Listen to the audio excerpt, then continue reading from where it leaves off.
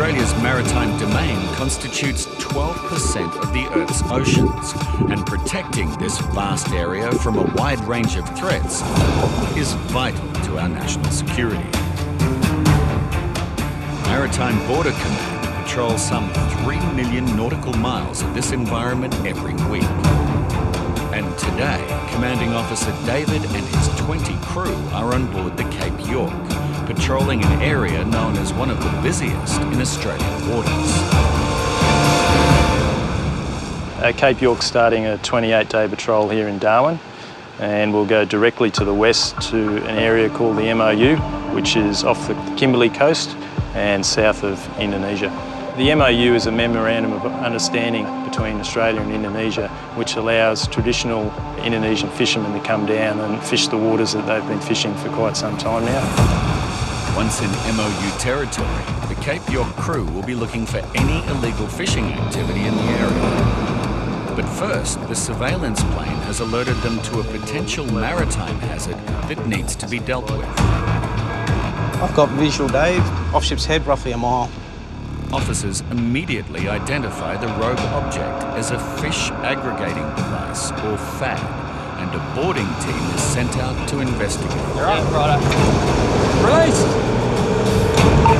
Zulu 10 to Zulu 12, boat is away.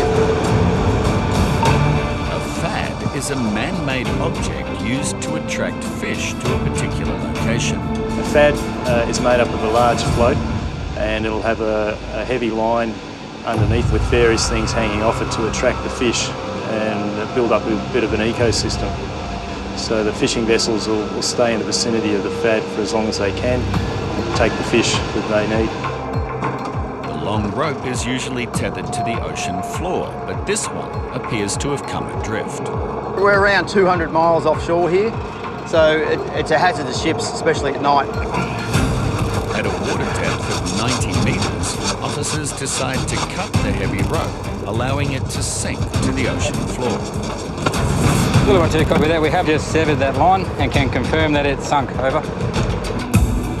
With the rope safely out of harm's way, the float is pulled on board. But it's not long before the Cape York crew spots something else that puts everyone on high alert. Looks like there's 3 people on board.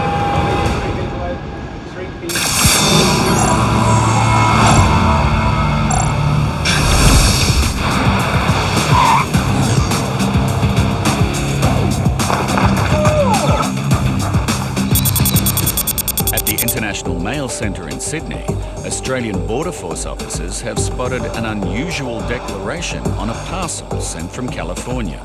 And this examination will require handling with the utmost care and respect. Josh, can you just come here for a sec? Yeah. It's declared as cremation urns. Can you just have a look at the image for me? It just doesn't seem consistent. We do see human remains a bit here, but this looks a bit different to normal. Usually they're not so full. See how it's filled right to the top? Yeah, there's normally a bit of space where they've filled the remains in and then they close it up. Also looks a bit different colour as well. The colour's a bit more orange than human remains. Remains are normally either a dark green or almost black. Well, you have to be pretty sensitive about the fact that it could be, actual human remains. Yeah, exactly. And I think we'll get the parcel opened up and we'll go from there. The parcel is opened by Australia Post and then taken to a deconstruction room for closer examination. Okay, let's take this out. Just hold that for me. Thank you. Okay, here's our urn. So it does look like a cremation urn. I think we should go ahead and ion scan it before we actually open it up, because we want to be respectful and we don't want to open it up if we don't need to, but if there's other indicators, then we can go ahead. Okay. The outside is swabbed. If they get a positive result, officers will need to open the urn and check if the contents are human ashes or something sinister.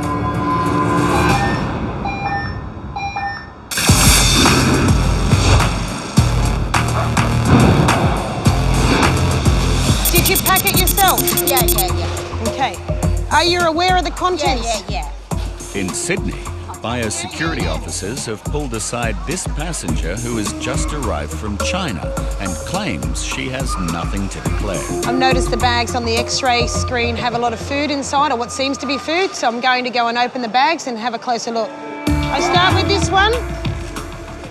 Items which should have been declared are immediately located. We've got cakes. We've got tea. Officer Stephanie uncovers a concealment which raises concern. This was in a shower cap. It's all got salt on it. Would you say that's still fresh? Yeah, I would. Leave this one. Just wait. Okay.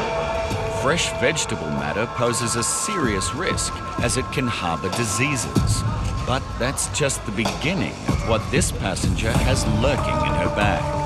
Okay, I'm a bit concerned what's within the bottom of the bag. Just, I've got to tip the contents of the bag out. She's got seeds all through the bottom of her bag. This one, not okay. Oh, no. I'm unsure if she was going to use that to plant in her garden. They pose a massive risk with insect and disease. So I have to destroy these ones. Sorry. Okay. Sorry. Just wait. Okay, that's okay. You don't need to tip it all out. Take a look, okay? Yeah. Okay. The woman's bag has already been found to contain some nasty surprises. But what the officers find next is a vile bio-mess of a completely different type. Why are your shoes covered in oil?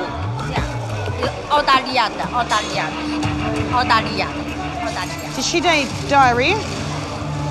Is that what she just said?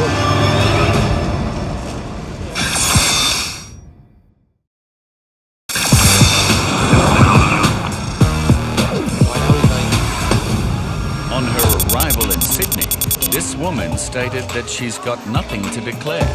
But officers soon found various restricted items, and now they've found an alarming mess. Did she need diarrhea? Is that what she just said? Can I get you to get me a bag, please, and 2 clean gloves? If you hold the bag out, I'll put this in. What the hell is that? I think she just said diarrhea. Thank you. Let her do it herself. All right, take that. I'm going to clean this. And if it is, I ain't touching it. All right? No. It's okay. It's okay. We just clean it so we don't get it all over everything else. With the woman's soiled shoes safely bagged, officers continue with the search and soon find more items which should have been declared. Okay, stop. What's in this one? What's inside? No pickle. No pickle. No. No? 哎，我给你看。 You open one? Yes. Vegetable. These haven't been cooked. The vegetables are raw. My concern with the uncooked vegetable is that it can bring pest and disease into Australia. The woman's dumplings will be disposed of, while Officer Stephanie continues to search for any further undeclared items. And she soon locates what may be the biggest risk yet. Oh no, this is not pretty.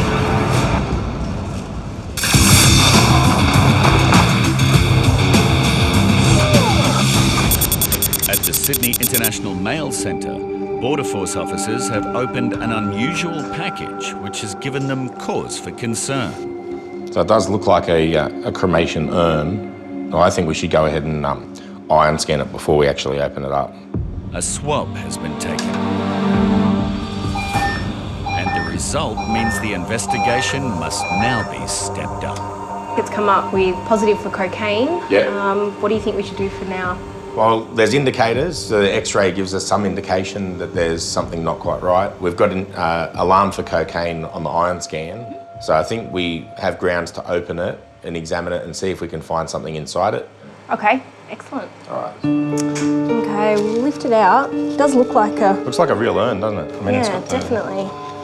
It's got the base here as well. Yeah, definitely. It's quite heavy.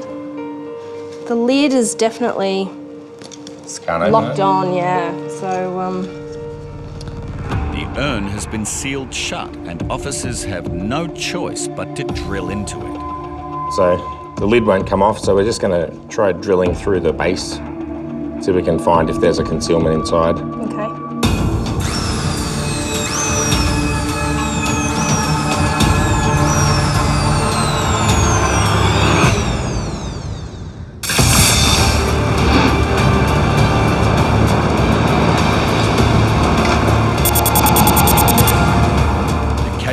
Boarding crew is preparing to inspect a traditional Indonesian fishing boat they have spotted while on patrol west of Darwin in an area known as the Memorandum of Understanding, or MOU territory. They're in Australian waters. We have an understanding with Indonesia, so we're going to go over there and investigate and make sure they're not taking anything they shouldn't. Unsure who or what may be on board, boarding team leader Brent and his crew must be prepared for anything. The most important things to me is the safety of my crew and also the safety of the people involved in our operation. And our personal defensive equipment is for our protection and for the protection of others on board, just in case things escalate while you're on a boarding. Fishermen often carry machetes and other dangerous equipment, so the boarding team must approach with extreme caution. So as soon as we get on the boat, we're going to have to take control, assert ourselves with respect to the master. They are looking for any catch that traditional fishermen aren't permitted to take. Turtle eggs, turtles, dugongs, dolphins, any giant clams, anything like that. Australia Border Force! Hello. We okay? They're going to have a search of your boat? That's all okay? The seaworthiness of the boat is assessed as well as the quantity and nature of the catch on board. How's it looking in there, Ali? Yeah, it's good. Nothing sinister, do you reckon? Nah, all what they're meant to have. Satisfied these fishermen are operating within Australian legislation, their logbook is updated and they are free to continue on their journey home to Roti. As the crew return to the Cape York, the Border Force surveillance plane spots a second boat not too far away. Been informed by the flight that we've got another Type 2 in the area, so we've altered course and we're making for that position. As they head out once again, officers know this boat may not be as compliant as the last one. Australian Border Force, can we come aboard? Or as friendly.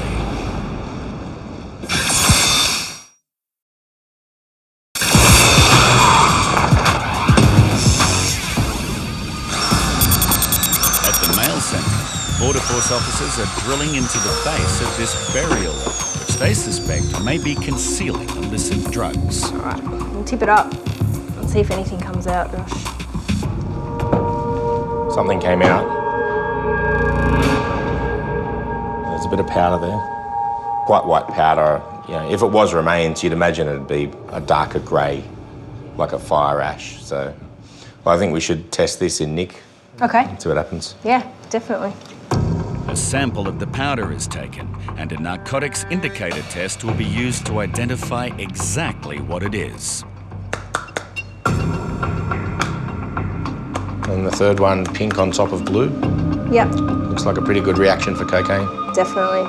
It's a good find for Border Force officers, and now the urn will be handed over to the Australian Federal Police to conclude the investigation.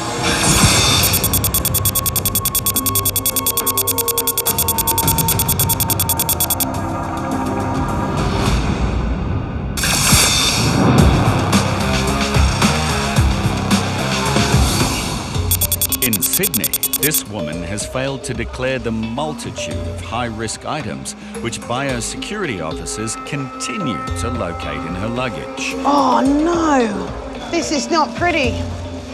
The glass is broken and the juice just went everywhere. Seriously, just be careful. Oh my Lord, it smells. Pickled vegetable. Would you be happy that this is a vegetable that's been pickled? It smells just really... I know, it's all over me. No pickle. No pickle. And look, it's not processed enough, is it? It's all homemade, really. So Yeah. we have that, yeah, you're going to have to take it. Yeah. And it doesn't smell too good. No. There's a mixture of vegetables in here. I can't tell you what all of them are. Cooking them alone doesn't get rid of any of the risks associated with the vegetable, so I have to destroy these ones. Biosecurity regulations are readily available to passengers when travelling, and officers find it hard to believe that anyone who has been to Australia previously could attempt to bring in such a large amount of restricted food without declaring it. Have you travelled before to Australia? Oh yeah, she's travelled heaps. All right. Why you say no? Why you not? No. There's no doubt that this woman chose to blatantly disregard the Australian regulations, and she's now facing the possibility of a fine. Why you say no?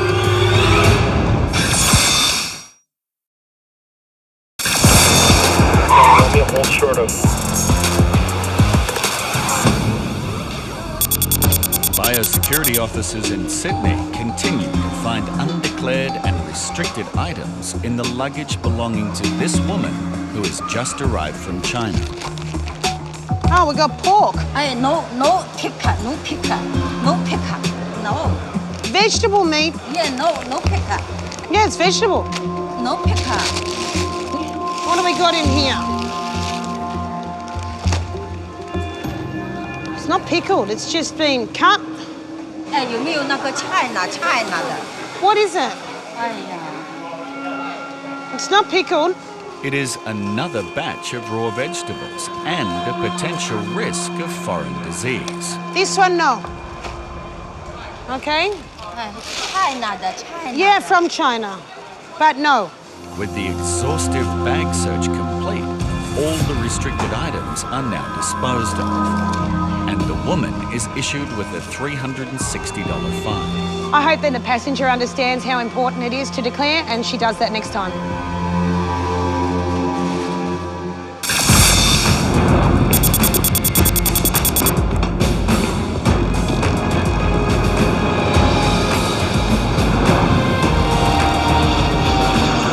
A Border Force surveillance plane has just spotted a fishing vessel while on patrol in Australia's northern borders.